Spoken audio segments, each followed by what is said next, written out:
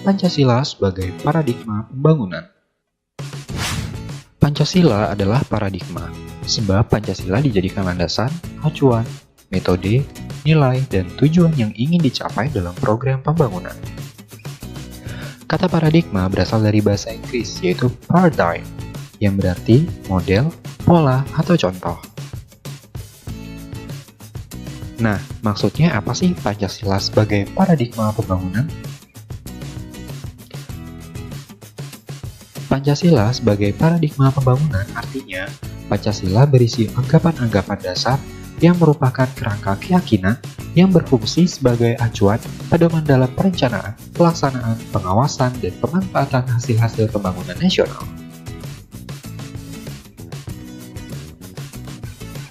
Nah, bagaimana sih pembangunan yang dikatakan sesuai dengan Pancasila? Yang pertama, pembangunan tidak boleh bersifat pragmatis. Pembangunan itu tidak hanya mementingkan tindakan nyata dan mengabaikan pertimbangan etis.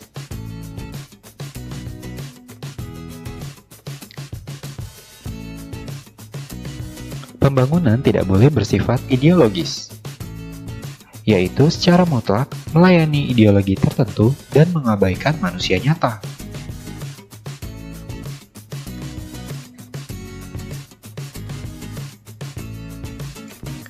Pembangunan harus menghormati hak asasi manusia.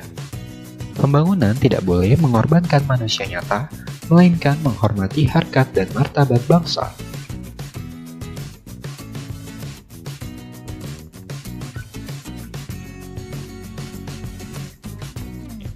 Pembangunan dilaksanakan secara demokratis, artinya melibatkan masyarakat sebagai tujuan pembangunan dalam pengambilan keputusan yang menyangkut kebutuhan mereka.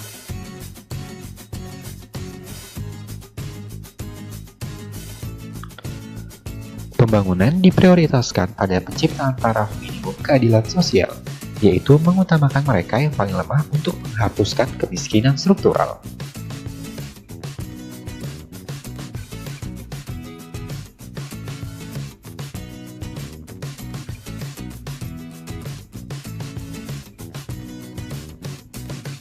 Selanjutnya, Pancasila sebagai paradigma pembangunan politik. Manusia Indonesia selaku warga negara harus ditempatkan sebagai subjek atau pelaku politik, bukan sekedar objek politik. Nah, berikut implementasinya. Pertama, penerapan dan pelaksanaan keadilan sosial mencakup keadilan politik, budaya, agama, dan ekonomi dalam kehidupan sehari-hari. Kedua, mementingkan kepentingan rakyat atau demokrasi bila mana dalam pengambilan keputusan.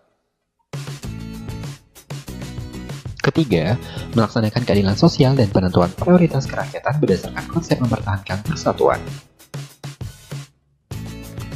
Keempat, dalam pencapaian tujuan keadilan menggunakan pendekatan kemanusiaan yang adil dan beradab.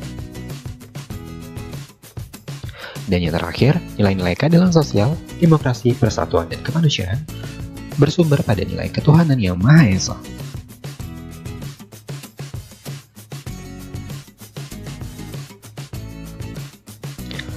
Pancasila sebagai paradigma pembangunan sosial budaya.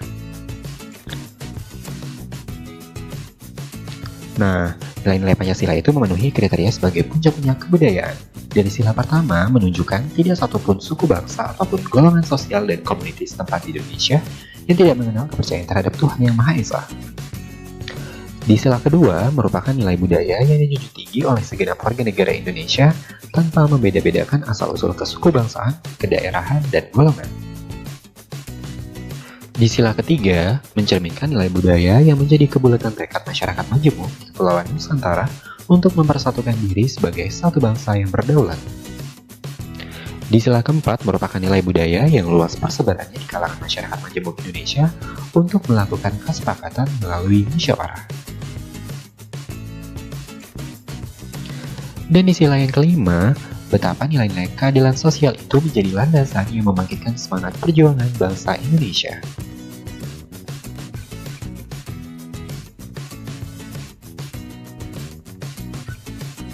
Selanjutnya, Pancasila sebagai paradigma pembangunan hukum. Maksudnya, hukum yang dibentuk itu tidak boleh bertentangan dengan sila-sila Pancasila. Nah, Sebuah konstitusi itu memuat materi-materi konstitusi. Yang pertama, adanya perlindungan terhadap hak asasi manusia. Yang kedua, adanya susunan ketatanegaraan negara yang mendasar. Dan yang ketiga, adanya pembagian dan pembatasan tugas-tugas ketatanegaraan yang juga mendasar.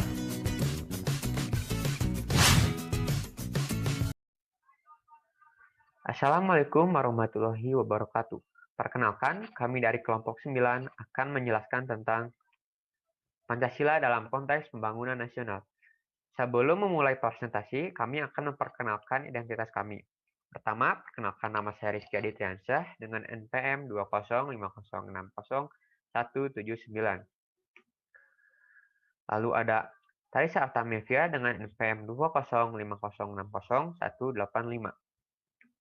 Lalu ada Marisa Darajati dengan NPM 205060210. Lalu ada Hestiana Amelinda dengan NPM 205060204. Lalu yang terakhir ada Zahra Iko Faujiah Johari dengan NPM 205060213. Pertama, saya akan menjelaskan apa itu paradigma. Istilah paradigma pada awalnya berkembang dalam dunia ilmu pengetahuan, terutama dalam kaitannya dengan filsafat ilmu pengetahuan. Paradigma juga merupakan suatu asumsi-asumsi dasar dari asumsi-asumsi teoritis yang umum atau merupakan suatu sumber nilai, sehingga merupakan suatu sumber hukum-hukum, metode, seru penerapan pada ilmu pengetahuan, sehingga sangat menentukan sifat, ciri, serta karakter ilmu pengetahuan itu sendiri.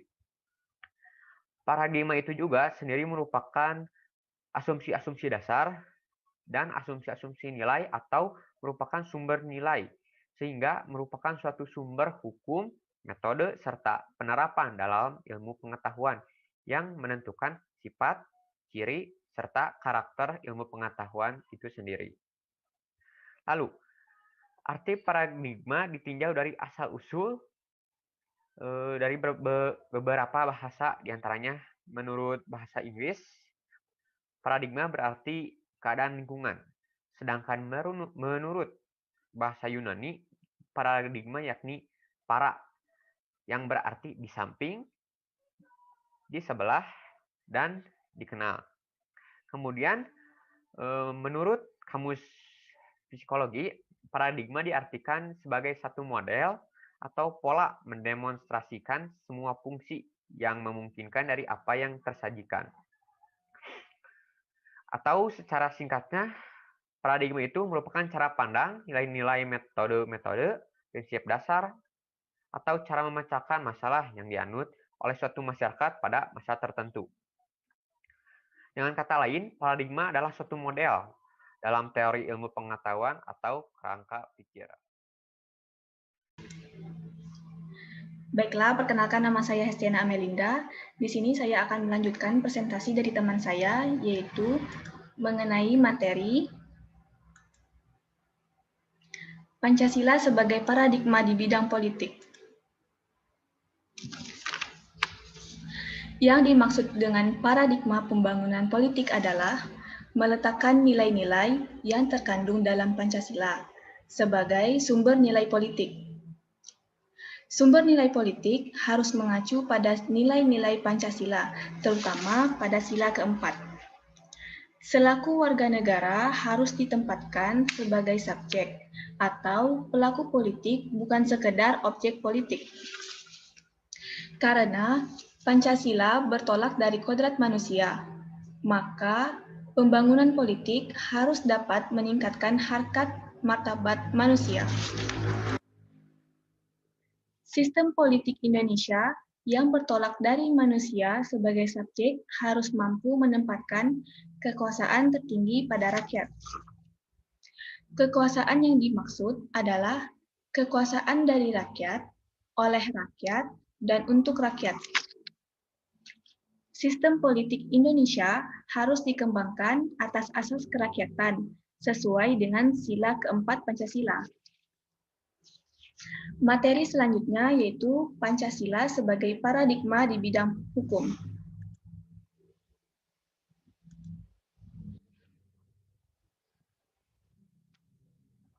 Salah satu tujuan bernegara Indonesia adalah melindungi segenap bangsa Indonesia dan seluruh tumpah darah Indonesia. Hal ini mengandung makna bahwa tugas dan tanggung jawab tidak hanya dilakukan oleh penyelenggara negara saja, tetapi juga rakyat Indonesia sebagai keseluruhan. Atas dasar tersebut, sistem dan keamanan adalah mengikutsertakan seluruh komponen bangsa. Menurut 20 MPRS 1966, Pancasila merupakan sumber dari segala sumber hukum. Dengan demikian, semua peraturan perundang-undangan di Indonesia harus tidak boleh bertentangan dengan Pancasila sebagai dasar negara. Baiklah, materi selanjutnya akan disampaikan oleh teman saya.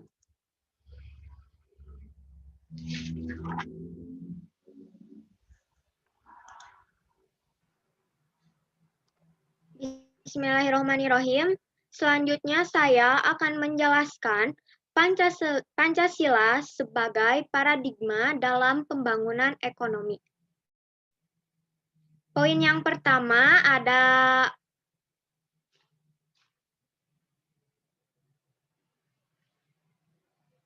sistem ekonomi harus mendasarkan pada dasar moralitas ketuhanan, Sila 1 Pancasila, dan kemanusiaan, Sila 2 Pancasila. Sesuai dengan paradigma Pancasila, dalam pembangunan ekonomi, sistem ekonomi harus mendasarkan pada moralitas, ketuhanan, dan kemanusiaan. Hal ini bertujuan untuk mensejahterakan rakyat secara keseluruhan. Pengembangan ekonomi harus mampu menghindarkan diri dari monopoli serta persaingan bebas yang nantinya akan memberikan keuntungan besar pada pihak-pihak yang kuat dalam bidang ekonomi. Poin yang kedua, sistem ekonomi yang berdasarkan adalah sistem ekonomi kerakyatan yang berasaskan kekeluargaan. Sedangkan pemerintah berkewajiban untuk memberikan pengarahan dan bimbingan terhadap pertumbuhan ekonomi yang sehat bagi perkembangan dunia usaha. Yang selanjutnya, ada Pancasila sebagai paradigma dalam pembangunan sosial budaya.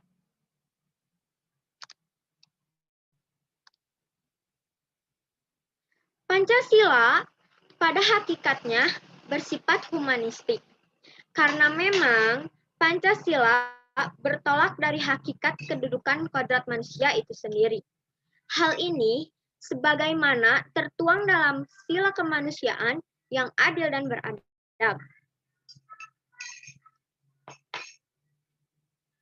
Pada era globalisasi, nilai-nilai budaya yang berkembang dalam masyarakat sudah mulai tertimbun oleh nilai-nilai bangsa Barat yang masuk ke dalam bangsa Indonesia.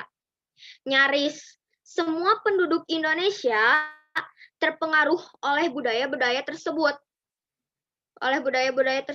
Yang bersifat positif maupun yang bersifat negatif.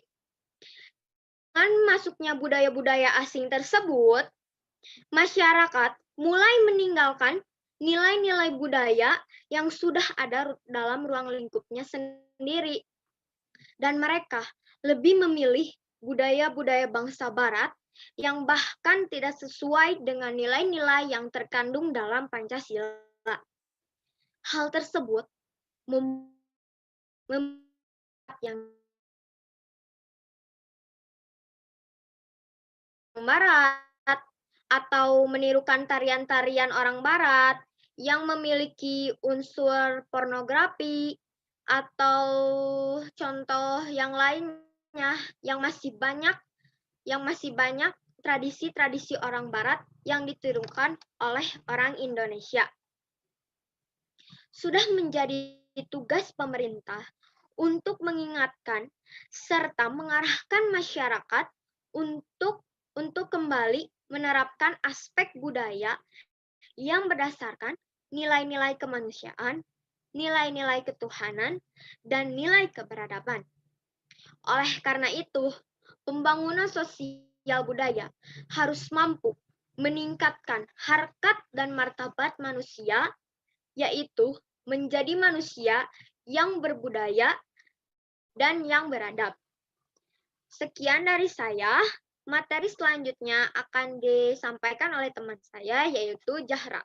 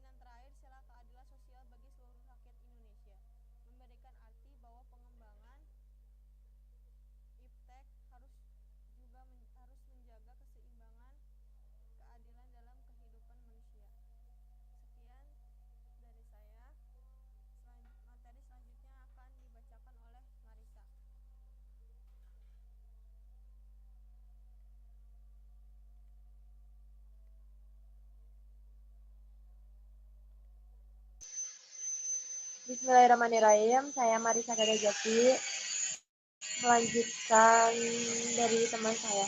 Saya akan menjelaskan macam-macam dari aktualisasi Pancasila.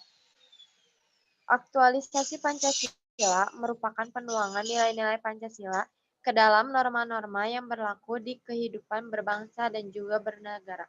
Permasalahan utama dalam aktualisasi Pancasila ialah bagaimana wujud realisasi nilai-nilai Pancasila yang universal ke dalam norma yang terkait langsung dengan nilai Pancasila dalam penyelenggaraan pemerintahan negara. Aktualisasi Pancasila dapat dibedakan atas dua macam, yaitu objektif dan subjektif. Aktualisasi Pancasila objektif yaitu aktualisasi Pancasila dalam berbagai bidang kehidupan kenegaraan, yaitu meliputi kelembagaan negara, antara lain meliputi legislatif, eksekutif, maupun yudikatif. Kalau aktualisasi Pancasila subjektif adalah aktualisasi Pancasila pada setiap individu, terutama dalam aspek moral dalam kaitannya dengan hidup negara dan masyarakat. Sekian penjelasan dari macam-macam aktualisasi Pancasila. Kesimpulannya adalah Pancasila sebagai dasar filsafat negara Republik Indonesia. Ada beberapa hal yang perlu masa zaman dahulu terkait sejarah Indonesia sebelum, proses, dan setelah perumusan Pancasila sebagai dasar negara. Hal ini berkaitan dengan perjuangan kerajaan dalam mempertahankan eksistensi bangsa Indonesia. Dalam proses reformasi dewasa ini, nilai-nilai Pancasila merupakan suatu pangkal tolak balik dalam bidang politik, sosial, ekonomi, dan hukum. Di dalam Pancasila itu sendiri terdapat paradigma pembangunan, di antaranya meliputi 1. Pancasila sebagai paradigma di bidang politik. Yang kedua, Pancasila sebagai paradigma di bidang hukum. Yang ketiga, Pancasila sebagai paradigma dalam pembangunan ekonomi. Yang keempat, Pancasila sebagai paradigma dan pembangunan sosial budaya. Yang kelima, Pancasila sebagai paradigma dalam pembangunan kehidupan antar umat beragama. Dan yang terakhir, yang keenam, Pancasila sebagai paradigma dalam pembangunan iptek. Kemudian, aktualisasi Pancasila terdiri dari dua macam, yaitu aktualisasi objek dan subjektif. Alhamdulillah, segitu dari kelompok kami. Maaf apabila ada kesalahan. Terima kasih.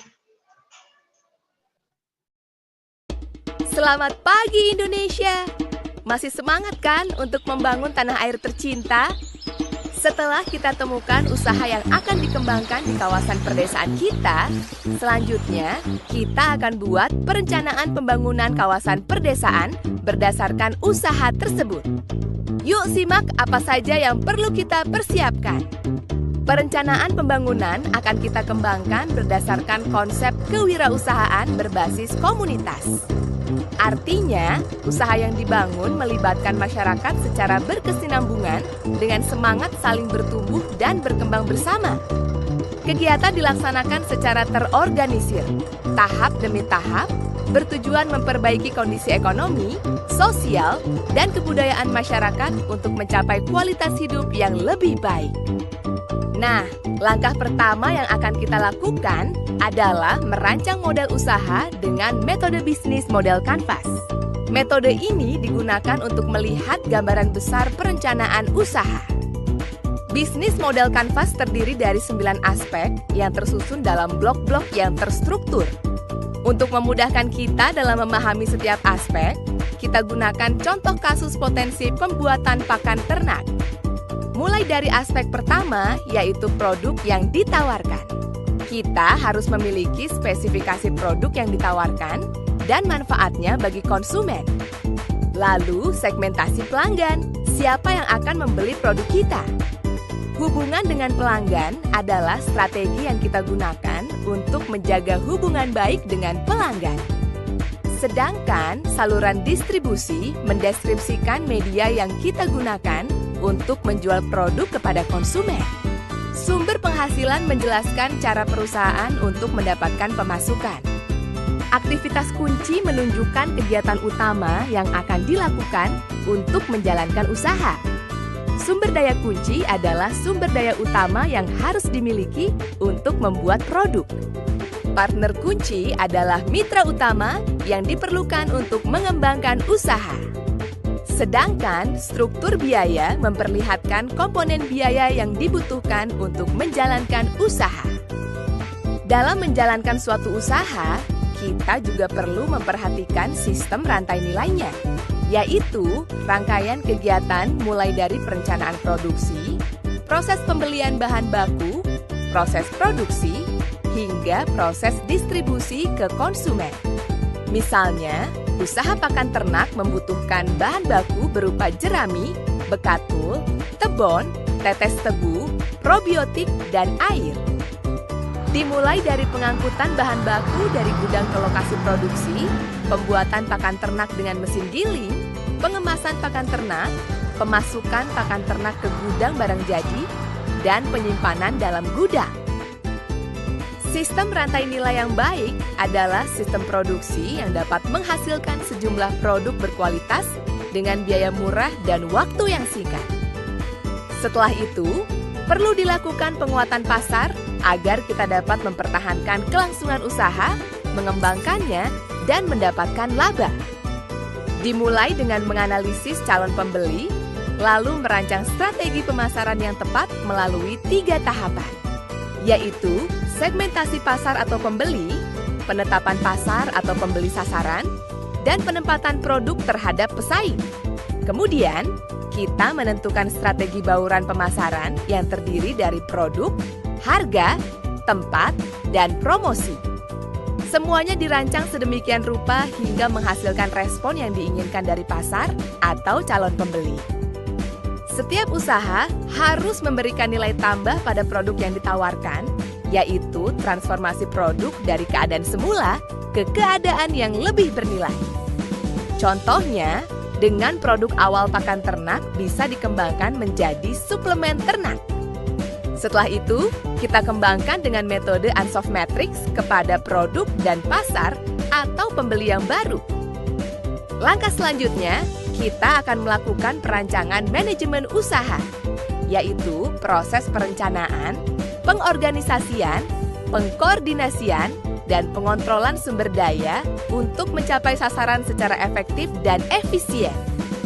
Manajemen usaha meliputi manajemen pemasaran, manajemen produksi, manajemen keuangan, dan manajemen sumber daya manusia. Suatu usaha ekonomi yang sedang dijalankan bersama-sama dalam komunitas perdesaan akan memberikan daya hasil yang optimal jika kelembagaannya telah tersusun dengan baik. Kita bisa meningkatkan kapasitas untuk membentuk kelembagaan usaha ekonomi yang berbadan hukum dan juga memperluas kemitraan usaha kita. Model kelembagaan yang dapat dipilih adalah koperasi, BUMDes atau badan usaha milik desa, atau PT, perseroan terbatas. Dalam menjalankan usaha, perlu dibuat sistem monitoring dan evaluasi sehingga dapat dilakukan perbaikan untuk mencapai kinerja yang baik. Maka, kita akan membuat indikator kerja yang menjadi ukuran keberhasilan bagi suatu perusahaan dalam mencapai targetnya. Saat dilakukan evaluasi, ada kemungkinan akan ditemukan masalah. Dalam mengatasi masalah tersebut, perlu dicari penyebab masalahnya dengan diagram tulang ikan. Saat kawasan perdesaan kita sudah mampu untuk mengembangkan potensi usaha dan terus melakukan pembangunan, maka perekonomian pun akan terus berkembang. Lapangan kerja bertambah, dan tentu saja kesejahteraan masyarakat desa akan meningkat. Ayo, kita saling bahu-membahu untuk mengembangkan kawasan perdesaan demi pembangunan Indonesia.